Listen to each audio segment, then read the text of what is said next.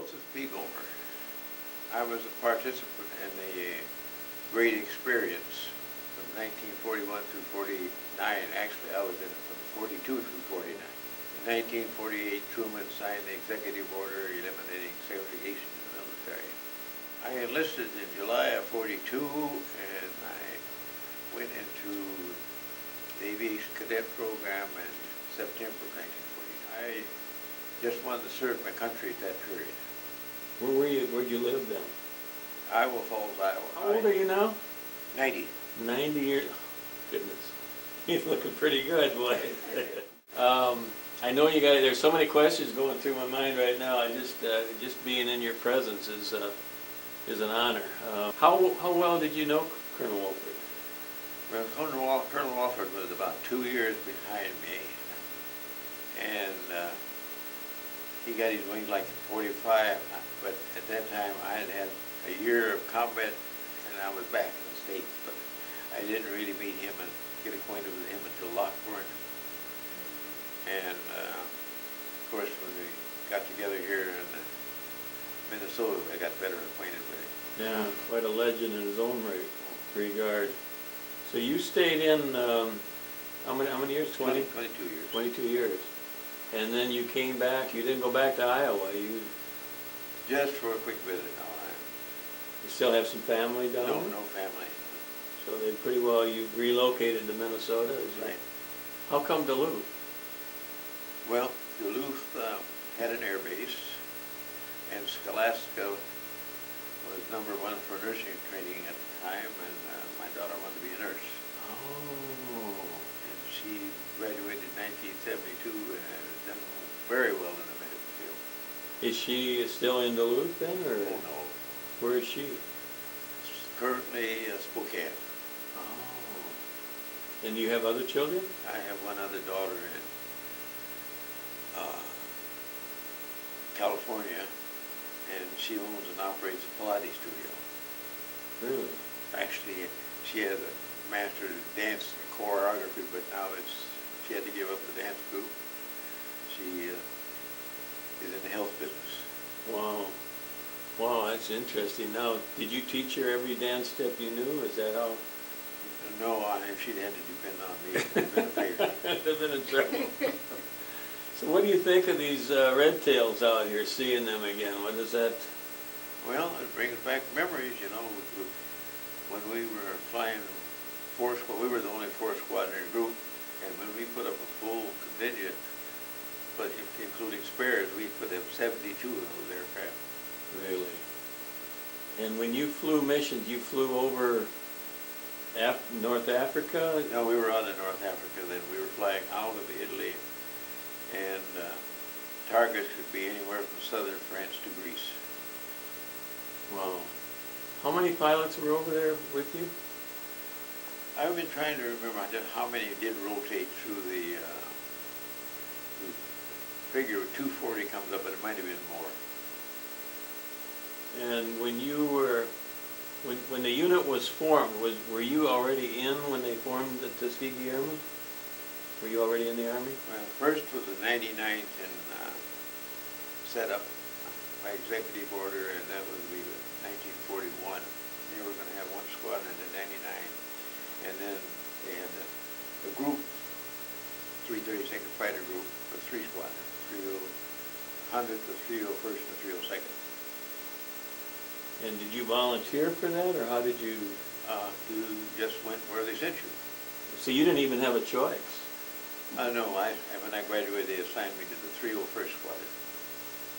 So when you first got into aviation as a black pilot, I mean, there must have been some feelings. What did you feel like? I learned to fly in the civilian pilot training program at college. So you already knew how to fly? Right. Oh. And at the time they got the program, someone asked me if I wanted interested in learning how to fly, and I thought it over briefly and said okay. And they took us out to see what was the old tail dragger, and I saw my first airplane. The second time I touched that airplane, I was flying it. Wow. Then one day, Ray Bramer, the instructor, asked me to move his car. I said, I don't know how to drive. fly a plane, but I don't know how to drive a car. That's right, yeah. Wow, that's quite a story. So, when you went in, then did they have training for you down in Tuskegee, Alabama? Is that All the pilot training was in the Tuskegee area. Boat and field was primary, and we had black instructors. Then we went to Tuskegee Army Airfield, and white instructors for basic and advanced. But all the pilot training at that time was at Tuskegee, and that's where we got our name, Tuskegee. Tuskegee Airmen? Wow.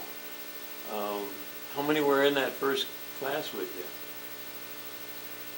Well, I wasn't in the first class. I think there was something like 13 in the first class, and 5 completed it. Really? And of your class, and that's in your class, or was that? My class was 43E. And I've forgotten exactly how many graduated and how many started. So it would be less than half probably that made it through. Yeah. So it was pretty tough training then. Yeah, in discussion between the white instructors and white instructors from the adjacent field in Montgomery, Alabama, we were washing out better pilots than they were graduating.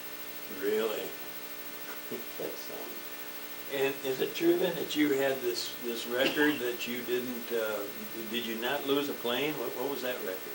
Well, for conversation's sake, they said we never lost a bomber under our escort. But that would be pretty hard to justify with a sky full of airplanes. You don't really know. There's none of the debriefings actually to reflect the loss, but there had to be some. But it was pretty But few. they loved our close cover. So you were kind of, was there like competition between the white pilots and the black pilots then, was there? Well, there was no competition. In fact, we were criticized because we were not getting as many kills. But Benjamin O. Davis, our commander, said he would court-martial anyone who took off to chase bandits without authority. So the bomber crews loved us because they knew we wouldn't leave them. The way Davis put it was, if we shoot down one enemy fighter, that's one airplane and one pilot, one man. If they get through and shoot down a bomber, it's one plane and 10 airmen. Wow. Did you ever meet Benjamin Davis? Oh, I've flown. Really? I've flown his wingman, yes. With you in the same plane? There is no same plane, but there was only one seat in the Oh, he was part of your, what was that like? Now, he was older? He was a little older than we are. In fact, he died a couple of years ago. He was 5 or 6 years older. So what was he like? Very businesslike. Strictly a West Pointer. Like Colonel Wolford? More so. He was junior. He was a junior. Yeah, his dad, his senior, was also a general. Right. How long did you serve with him? Well, he came back to the States early, but he took the group over in January of '44. What rank was he then? Colonel. He was a colonel. And how long before he became general? The exact date, I don't know. It was after segregation ended, that sort of thing. After 48. He was the first black general. No, he wasn't the first one. His father was the first. Oh, that's right. That's right. And he was the second. So they didn't have another one until his son. That's amazing. Think back of the segregation, what went on back then. You get really upset and frustrated? What was going on? It was the system. I mean, you couldn't really fight it. And like I said, we were actually fighting for first-class citizenship back home. As an example, when I came back home in January of '45, I'm the only one that survived out of my tent. The Faulkner, Maples, Williams, and the replacement Valentine, I never saw him again, survived P-39 crash, crash landing, had my P-47 shot up and never flew again. Well, I was anxious. By the fall of '44, I was anxious. I had no patience. I was anxious to come home because if you fly long enough, something's going to happen. What was, were you shot, I mean, were you injured at all? No, I was very lucky, but I have some ME-109 nose cannon shrapnel in the matchbox. Really? I've learned so much from him. And the one thing that I learned when I was telling him about my retirement, he says, Mamie, he says, when you retire, you have to retire to something. He says, do not retire to nothing. He says, if so, you're going down. Good advice. And so at that time, we were at an aerospace show, expo show out in Eden Prairie. And I watched Dr. Gomer walk. This man was just moving back and forth, and it was rainy weather, and then we had some hot days, and he was so spry moving, and he was just a few years away from 90. I said, I'm going to listen to this man. And now that he's 90, look at his butt, he's in good shape. We were up in Duluth flying simulators with him at Sears Designs on August 11th of this year. Really?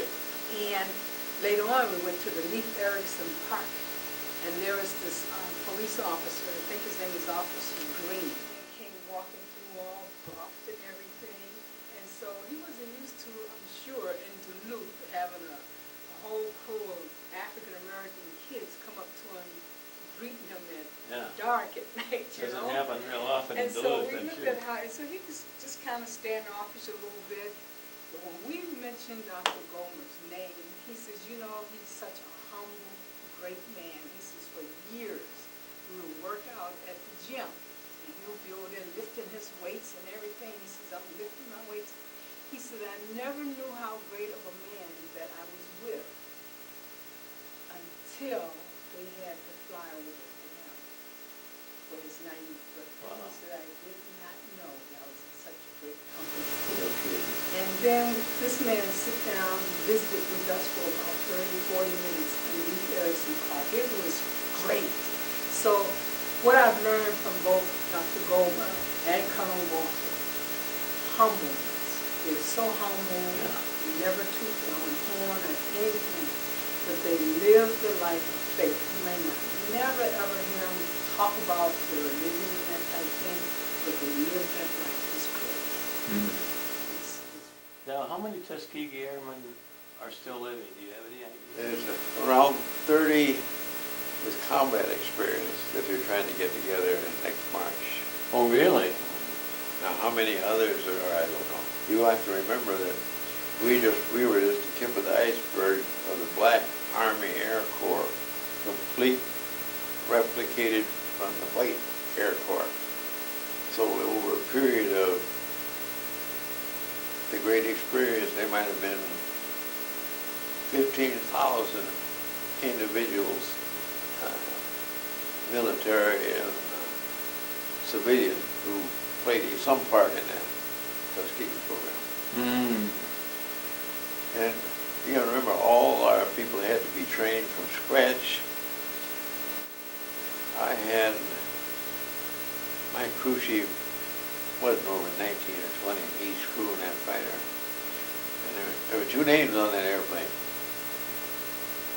Crew chief, Sergeant Pittard, pilot Lieutenant Gomer. But that wasn't my airplane, that was his airplane. He just let me fly it. Awarding of the Congressional Gold Medal, the president was there.